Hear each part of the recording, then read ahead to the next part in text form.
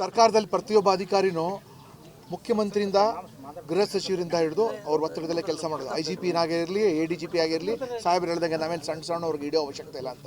ಒಂದು ಅವ್ರಿಗೆ ಕರೆಕ್ಟಾಗಿ ಇದು ಬರುತ್ತೆ, ಇದಕ್ಕೆ ಮಾಡಬೇಡಿ, ಇದಕ್ಕೆ ಮಾಡಿಲ್ಲ ಅಂದರೆ ಅವ್ರ ಕುರ್ಚಿ ಧಕ್ಕೆ ಬರುತ್ತೆ. ಅದಕ್ಕೋಸ್ಕರ ಅವ್ರ ಕುರ್ಚಿ ಭದ್ರವಾಗಿ ಇಟ್ಕೊಳ್ಳೋಕೆ ಮಾಡ್ತಾರೆ. ನಾನು 32 ವರ್ಷದಿಂದ ಪೊಲೀಸ್ ಇಲಾಖೆಯಲ್ಲಿದ್ದೇನೆ. ನಮ್ಮ ಟೈಮಲ್ಲಿ ನಾವು ಜಿಲ್ಲಾ SP ಇರುವಾಗ ಸಬ್ ಇನ್ಸ್ಪೆಕ್ಟರ್ ವರ್ಗಾವಣೆ ಎಲ್ಲೆಲ್ಲಿ ಅವಶ್ಯಕತೆ ಇದೆ, ಎಲ್ಲೆಲ್ಲಿ ಯೋಗ್ಯತೆ ಇದೆ, ಅವ್ರ ಪ್ರಕಾರ ನಾನೇ ಪೋಸ್ಟ್ ಮಾಡಿದರೆ. ಕೊಡಗು ಜಿಲ್ಲಾ SP ಇರುವಾಗ ಮತ್ತು ಬೆಂಗಳೂರು ಗ್ರಾಮಾಂತರ SP ಇರುವಾಗ. ತದನಂತರ ಫೋನ್ ಮಾಡಿ ರಿಕ್ವೆಸ್ಟ್ ಮಾಡೋರು ಶಾಸಕರುಗಳೆಲ್ಲ ಇದು ಮಾಡಿ. ತದನಂತರ ರೈಟಿಂಗಲ್ಲಿ ಒಂದು ರಿಕ್ವೆಸ್ಟು. ಇವತ್ತಿನ ದಿನ ವ್ಯಾಪಾರ ಏನಾಗ್ಬಿಟ್ಟಿಲ್ಲ, ಕೊಂಡ್ಕೊಳ್ಳೋಕ್ಕೆ ಶುರು ಮಾಡಿಬಿಟ್ಟಿದ್ದಾರಲ್ಲ. ಸೊ ಅದಕ್ಕೆ ನೇರ ಕಾರಣ ಓನ್ಲಿ ಮೇಲ್ಗಡೆಯಿಂದನೇ ಅವ್ರು ಕಂಟ್ರೋಲ್ ಮಾಡ್ಬೋದು ಹೊರತು ಮಧ್ಯದಲ್ಲಿ ಯಾರಿಗೂ ಕಂಟ್ರೋಲ್ ಮಾಡೋಕ್ಕಾಗಲ್ಲ.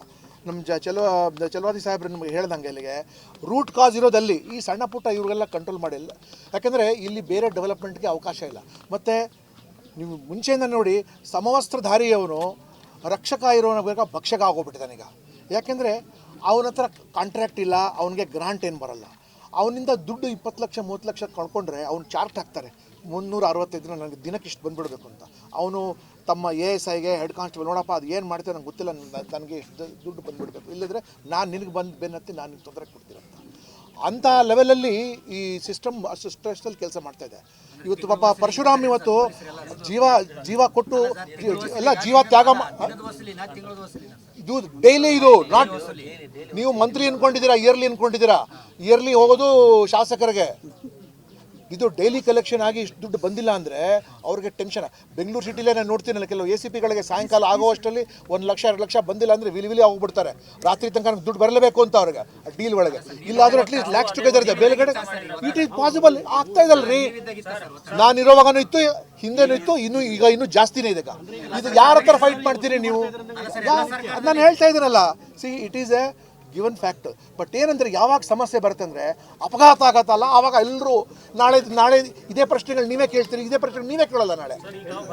ಸೊ ಈಗ ಹೊರಗಡೆ ಬಂದ ನಂತರ ಈಗ ನಾವು ಯಾವ ಕಾರಣಕ್ಕೆ ಈಗ ನಾವು ಬಂದಿರೋದು, ಈಗ ನಾನು ಹೇಳಿದ್ದೀನಿ, ಈಗ ನಮಗೆ ಇಮಿಡಿಯೇಟಾಗಿ ಬೇಕಾಗಿರೋದು ಇಬ್ಬರಿಗೂ FIR ಅಲ್ಲಿಂದಲ್ಲ ಅಟ್ರಾಸಿಟಿ ಸೆಕ್ಷನ್ನು ಮತ್ತು ಮರ್ಡರ್ ಕೇಸಲ್ಲಿ ಅಥವಾ ಕಲ್ಪಬಲ್ ಹೋಮಿಸೈಡ್ ಇದೆ, ಅದರಲ್ಲಿ ಅರೆಸ್ಟ್ ಆಗಬೇಕು ವಿತೌಟ್ ಇನ್ ಇಟ್ ಇದೆ.